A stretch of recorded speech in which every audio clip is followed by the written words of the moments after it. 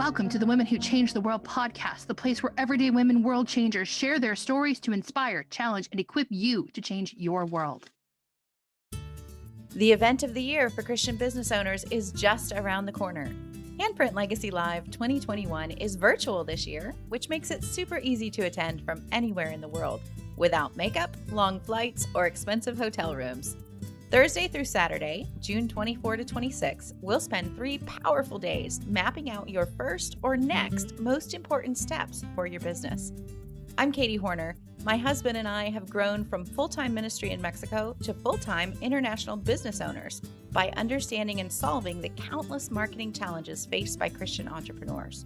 We created the Handprint Legacy Live event as a safe haven where small business owners, teachers, authors, and coaches strategize, implement, and grow their business. This event is highly interactive and tickets are limited. Grab yours today before we sell out, because 3 days of Bible-based fun and marketing instruction is going to leave you with your next marketing funnel all mapped out. Register now for the 2021 event at handprintlegacylive.com. And here we have part 2 of this wonderful interview. It had so many amazing things that to cut any out would be sad. There will be a bit of overlay from the previous episode, but that's to keep the conversation having flow and continuity. And with that, we are back. So in your business of coaching and how you deal with different people and talk to different people about different things, how do you create paradigm shifts for people where they're thinking one way and that's the only way they can think, and then all of a sudden they have that oh moment? Yeah, great. And here's the thing about coaching. Some people are like, well, which aspect do you want to be coached on, or what type of coach, and blah blah blah. And you already know, because you're a coach as well. Like, we are a whole person, and I say that because I've been dubbed a life coach before. And we are creative, whole, and resourceful, and the answers are inside of ourselves, right? We don't give the answers; we just help you self-discover. So it was like, okay, well, tell me, like, there's also another saying, it's like you have to work harder on yourself than you do your business. People are stuck in business coaching. It's not really always about business. There's something else, right? Okay, well, who made you feel? We talk about paradigm shifts, either one way or another. If you find yourself saying always or never, really always, okay, well, who told you that, right? Or never, wow, never, right? So it's like, is that true? Is that 100% true? Okay, well, and then it's like, oh, I don't feel so. Come on, let me ask you this: what's your success rate at overcoming tough times, Samantha? Well, I'm still here. So Exactly. I do. 100%. You have a 100% success rate in overcoming tough times, right? Mm-hmm. So it's like, let's think about, like you talk, like the hard times, right? Okay, what did you do to get yourself, out of that, right? And or it's like, making and turning that into a win. Tell me about another time where you're successful, or how did you work through this in the past, right? So if you had a friend that was going through something like you're going through, what would you tell them? Right? So it seems like it's a matter of focus, because like with my daughter, when I was talking to her about it, she realized that me just sitting around doing nothing, waiting for her, was not a good use of my time. And that I wasn't doing it just to be mean. And so like you're talking about a shift of focus on not always, never, ever. I teach that to my kids. Nobody always, never, evers. You don't always take care of the dog. You don't always cook the meals. You don't always do the laundry. Nobody always does anything. Because I don't even always do the grocery shopping. Somebody else does it sometimes. But it's part of what I do. So it seems like I'm always doing it. And I've got them to say, it seems like. I feel, let me share this other thing with you that really helped me. And it only took me like 6 attempts, like 6-8 week trainings, just on this, hearing this little itty bitty thing. It's called Point PTFAR. Programming leads to thoughts leads to feelings, feelings leads to actions, and actions leads to results, right? So it's always about, not always, yeah, not always, right? When you talk about programming, right? So the limiting beliefs, and then you start thinking, and then you start feeling, like we really out our feelings, right? And then action, and then results. Like when I really was challenged with my programming, and when I learned that with this cycle, if you will, it's a little bit of CBT or whatnot. Like you can start at action when you guys feel stuck and you don't know where to start or whatnot. Just do a thing, right? Do one thing and adjust from there. Little, learn a little, do a little bit, right? So I was like, I'm good at getting in action, right? I'm going to take action and then I'm going to see a result.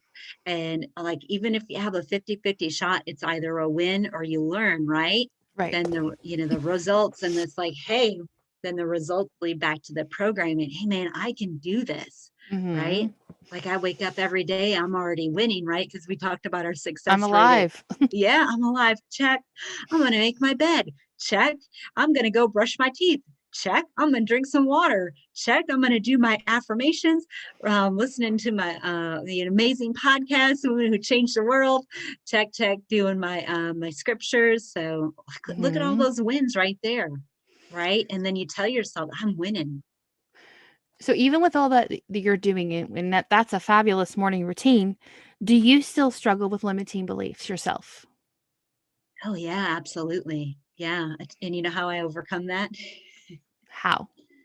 I talk to myself, right? I really seriously talk to myself, and I challenge, I challenge like that thought, right? It's like, again, is it true? Like, who told you that, right? Because 99% of like what we think, like really isn't true, and or what we Mhm. think is going to happen doesn't happen. Oh, yeah. And I, s- I say I'm a summa cum laude graduate of the mirror test, right? When you look in the mirror, like what do you see? Mhm. What do you think? And I really had to talk to myself, like when I caught on to that Marianne Williamson quote, like you're brilliant, gorgeous, talented, and fabulous. I'm like, who am I not to be, right? Who am I not Mhm. to be? And you probably seen the video online where the little toddler, she's on the in the bathroom on the counter, and I she's, am you're fabulous. I am amazing. And yes, she's so cute. yes. And I'm like, that's like when I really had to self-discover like all this Mhm. crazy stuff. It's like I took it back, like what would my 5-year-old, me want to say, be, and do. And it's really more about being rather than doing, right? And the be, do, have, right? Mhm. You can't have before you do, and you can't do before you be. It's like, who you think you are, matters more than what other people think and or say about you. That is interesting that you're talking about that because I have my own coach. I will tell you, every good coach better have a coach of their own. We all need somebody to talk to and to get us out of our own head and out of the own garbage Yes. that we can say and we can believe. And you mentioned CBT, and CBT means cognitive behavioral therapy. You definitely need somebody who knows what that is and understands, whether you're having a coach or you're having a therapist, even. Yeah. I had worked with a therapist for several months, and it wasn't until I came across the term CBT and I looked it up and I'm like, oh, so that's what you've been doing with my head. She said, yep. But it was interesting how she was teaching me to think clearly and to think without emotion attached to it. One of the things that I would say is there are people who they're like, "Hi, how are you?" and they walk on. And so I used to think that they just didn't like me and they were just being nice. And so we had to work through all of that to get to, okay, it may be true for some people. It may be true for other people. I don't know. And I don't need to assume any of those things. One of the things that we had talked about earlier was the transformation tables, the Yes. John Maxwell Change Your World transformation tables. They are amazing. So what Yes. was your highest level of which value did you score the highest on? Oh, I would need to look at that right off the cuff. I think it was valuing others, right? And you're talking about working in your strength zone, like working from your strengths. Like people are our greatest resource, and at least for me, right? Definitely valuing others. Yeah. So how do you show value to others that you value them? Yes. And before we value others, we must first value ourselves, right? So that's number one. And do you know how you spell love? LOVE? Yes, correct. But yet it's, of course, it's a joke. You spell it time, right? Especially, Ooh. yes, especially now in this age, people are longing for that human connection and touch, and just a little small bit of, hey, I appreciate you, right? And or Mhm. like, how's your day going? Like when I go to and we're not going very far nowadays, but I'm even more cognizant of it, right? It's like being flexible and being patient, but then like the person that's in front of me, they're 100% totally in charge. Like the person that's ringing my groceries up, hi, how are you doing? Thank you so much. So it's just really like acknowledging them, like Mhm. you said, acknowledging them. Yeah. It's something that I learned with my oldest son is I have to say I appreciate you instead of just Mm, saying thank you, which I do. I tell my children thank you all the time, but saying I appreciate you doing that for me. It's acknowledging him. My highest score was valuing others. People matter to me. So I'm going to go to the other end. What was the one that you okay, now let me explain this. There are a total of 6 yes. different values that John believes you need to be a world changer. And just because this is your lowest, it doesn't mean that you are not good at it. It just means something has to be on the bottom. So mine was hope. The bottom one for me was hope. I'm being very honest about it. Before I started doing the transformation tables, hope was something that I really, really struggled with. But after doing the transformation tables, hope moved up to one, two, three, fourth place for me. Mm, So it wasn't on the bottom anymore because my top three are very, very tight. My top three are valuing others, listening. Like I actively listen to people when they talk to me, and the third one was integrity. So hope went from the bottom to sitting right and tightly right underneath those others. mm. What was yours? My lowest one. This is an amazing story. And yeah, this is an amazing story. So mine was forgiveness, right? And on Mm. a week that I facilitated forgiveness would have been a wedding anniversary for me. And then to couple it up too, and I'm just, got to own it, right? Is there was a volcano erupting in a very small Caribbean island, which was where my first ex-husband was born and raised, and like literally lived until I met him. He lived there for about a year before I met him.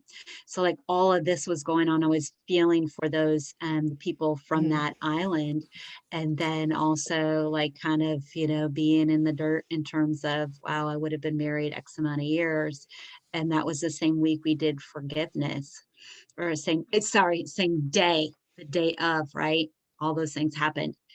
And just the I encourage you, everyone listening, get on some anthos, transformation tables, definitely. But it's like it's such an easy process, but listening to the participants Mhm. read through the lesson of forgiveness, it just like, I was reborn that day for sure. So yeah. Forgiveness is still no. Forgiveness isn't my bottom one. Multiplication's my bottom one. When I redid it, Yet, and yet, look, here you are well, through your podcast, everything. You're really. you're making me more of a leader, and I'm gonna turn around and pay it forward, definitely. Well, the thing is I didn't realize what they meant. I thought Uh, me multiplication meant things like multi-level marketing, direct sales kind of thing. But what I didn't realize is that multiplication also meant me as a parent hmm, because I teach my children and then my children, my oldest two go out into the workforce and they get complimented by their coworkers and they get complimented by their boss and they get complimented by the people who interact with them. And once I finally claimed my portion of that, yes, they have to decide what they do with it. But I claimed my portion of, hey, I raised them. And if it wasn't for me, they wouldn't be potty trained. And they wouldn't have the courtesy, like what we would consider common courtesy. They would still be behaving like my 4 and 6-year-old. hmm, And instead they behave like mature adults who are adding value to the world around them. And that's because of something I did. And so I claimed that and I understood multiplication better. I'm not hmm, taking away from what they are, who they are and what they do, but I'm claiming that I helped get them there. hmm. And I Great think point. that is that is something that we as women need to understand is that whether you have children or not, whether that you've given birth to children or not, or you even adopt, you are still a mother. We are by nature mothers and nurturers. So it may be that you're working with a young woman who is struggling with something. You're mothering her. I mother it with my clients, even the clients in your real estate, whether they're men or women, you are nurturing them, you're mothering them. So we all have this mothering aspect to us that until we own it and we claim it of, yes, I help make people's lives better, going back to the whole concept of playing small, I think that we keep ourselves there by not owning and claiming the work that we do has value. When you told me that, last month, that was a great reminder, and it really shook me because I just had a birthday, last week, 44. I won't be birthing any kids, right? And my way of I guess nurturing and mothering is if I can make a positive impact and help someone transform their world, move forward personally and professionally, it's the same thing. So I really appreciate you saying that again to all the especially to all the listeners too. And I know they'll take away something with that too. Well, it's why, I mean, it's why this podcast is what it is. It's to show women that you are more than just, like you had said at the beginning, the hats that you wear. Hmm, You're hmm. so much more than that. And it's it leads me to this question that you have here that I have here for you of why do you claim that you don't need a title to be a leader? Because that's something you had said. You don't have to have a title to be a leader. And it's part of the reason I joined JMT because I don't have a bunch of letters after my name. I am just Samantha Hatcher, homeschooling mom of 7, wife of the man I've been married to for almost 26 years. That's all I am. But you're telling me that I'm a leader, even though I don't have the college education and all the other things. Why? Well, number one, I mean, you have influence, but think of it like this. Picture yourself in your vehicle, in your car. You got your keys in your hand and you go to the passenger side and you're expecting to start the car, but the car is really your life, right? You're hoping to go somewhere. Hmm. And if you're not in charge of your own life, someone else will be. Someone else is sitting in the driver's seat, right? And what are they going to have in mind for you in your life? You probably what's going to benefit them. I hear a Hmm. lot of women and even men say, well, I'm not a leader. You don't have to have the title. In fact, and we'll just share a little nugget, right, that we got off of the John Maxwell coaching conference that we're both on, right, is that people don't follow authority, right, they follow courage. Mm. And yes, you definitely have that courage. And then it resonates into the top 5 regrets of the dying man. people Oh, on their dying bed. Yes, we talked about this. It's like, that's how I'm living. They say, I wish I had the courage to live a life true to myself and not mhm. what others expected of me. Right. And when I'm having a down day, I'm like, whose life am I living? I'm the leader of my life. Right. Yeah. So, It was interesting because part of me was excited about to start the podcast, and then the closer we got to the due date, I was like, "Nope, nope, nope, don't wanna do this, don't wanna do this, don't wanna do this." But the problem is that I had already asked certain people, certain prominent people, name the first one being Crystal Payne of The Money Saving Mom, to talk about her book, which I loved. And so it's like, "Oh, crud, that integrity value kicked in on me." It's like, you've got to do this, but I don't want to do this, but you got to do this. But what if people hate it? What if people hate me? This isn't about you, this is about them. And so stepping out of that fear for me was more about serving others than it was about myself. And so when you look outside yourself instead of inside to all of the things that are going on, it makes a difference in how you show up. And I guess it changes you when you show up. The transformation tables, even though you're facilitating, you're just a part of the group as well. mhm. And one of the hardest things they said is you always have to go first. So that means we have to read first. That means we have to answer the questions first. So all that vulnerability kind of goes out of your mouth. And then everybody sees and everybody hears and everybody knows. But it makes a difference in being present for people.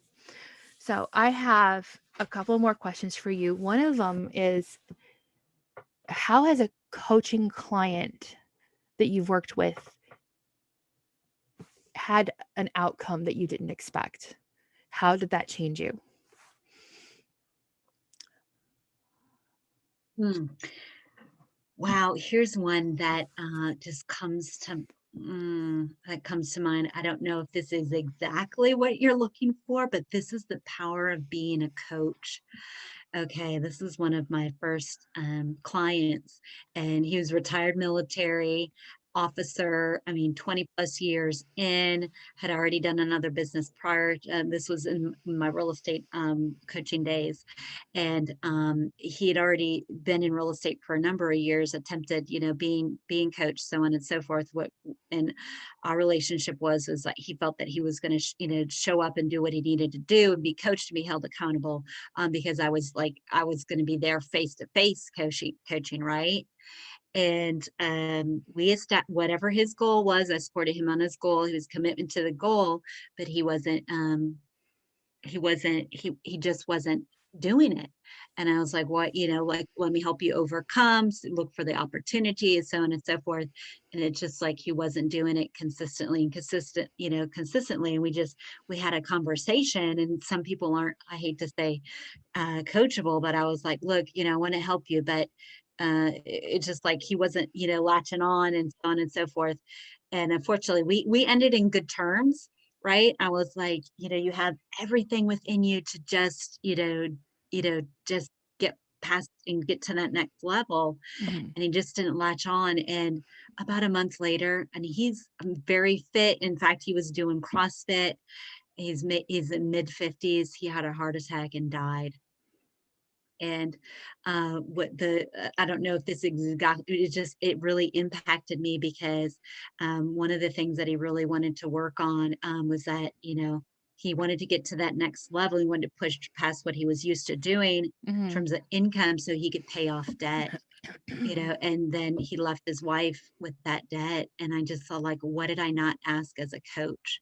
Ooh, Right. Yeah. that I was like, reminds yeah. yeah. That reminds me of the book that I've been reading called The Big Leap. He talks about that kind of thing. It's a really, really, really good book. Okay, great. Because I just started that book too, girl. This is why we're like, sister. This is fabulous. Oh, it is so good and it's hard. Oh, I've underlined so much. Um, but my last question for you is if I gave you a billboard that you could put anything you want on it, what would you put on your billboard? I'm trying to think quickly, right? Because our time here is together is limited. It would definitely be something, inspirational, right? And powerful and impactful. And Mm-hmm. here's the thing behind that. It's like information alone, like won't do it because if it was just information, like everyone would be he was successful and rich and skinny, right? So it's like, you've got to take action, right? And there was a billboard, and it's not on the interstate anymore, but it really like put me to tears. And it was like, man, it really encouraged me to like, think differently. And then they had, a website behind it. But um, that's one answer. Another answer would be definitely something coming off of scripture and like I'm big and huge on meeting people where they are, right? And being able to equate some of the scriptures that I love the most into having people understand that and getting to walk with their start the walk with him like I like I did. He leaves the 99, comes after the one, and so many times I was that one. So Right? I'm gonna push again because Okay. this is an answer that I've asked the majority of the people that I've interviewed, and I think it's important. What would you say? What words or picture would you have on the billboard? It's yours. You can do whatever you want, but you can Mhm. only do one thing. I would do faith, hope, love. Why? I mean, that's what makes my world go around, right? I believe in hope, right? And with hope, you've got to have the faith, right? And the believing, like Mm, I believe it. I believe in the unseen, and like there's no if you're not loving, then you're hating, right? Mother Teresa mhm. says, you're either I say I say get busy loving or stay judging, you know? Ooh, that would have been a good Yeah. one. But I'll tell you the reason that I asked that question is because that question of what you would put on a billboard says more about you than everything else you've said beforehand. You've Mm, summarized everything into this one statement of this is who I am, this is what I believe, this is what I stand for.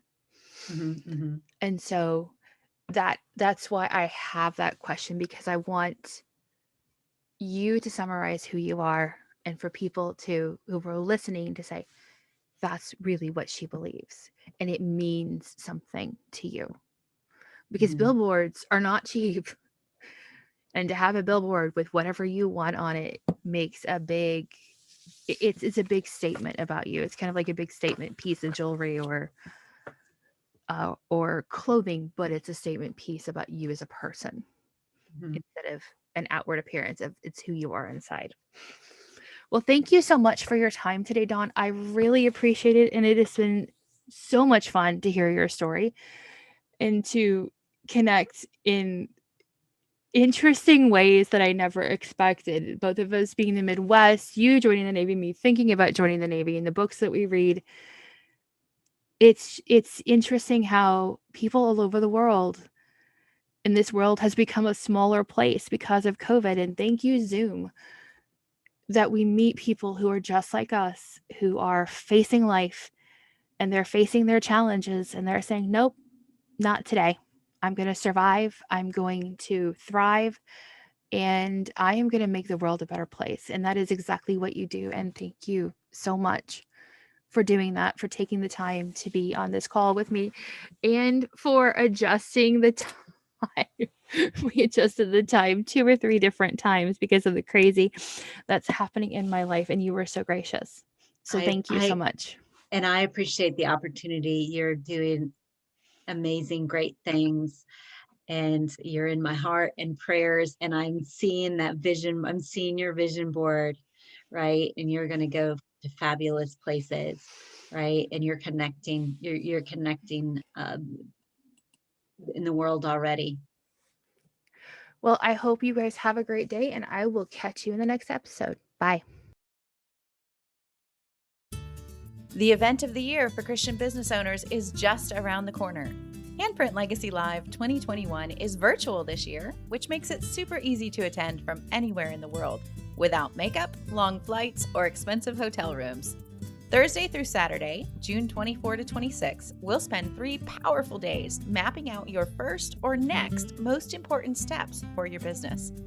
I'm Katie Horner. My husband and I have grown from full-time ministry in Mexico to full-time international business owners by understanding and solving the countless marketing challenges faced by Christian entrepreneurs. We created the Handprint Legacy Live event as a safe haven where small business owners, teachers, authors, and coaches strategize, implement, and grow their business.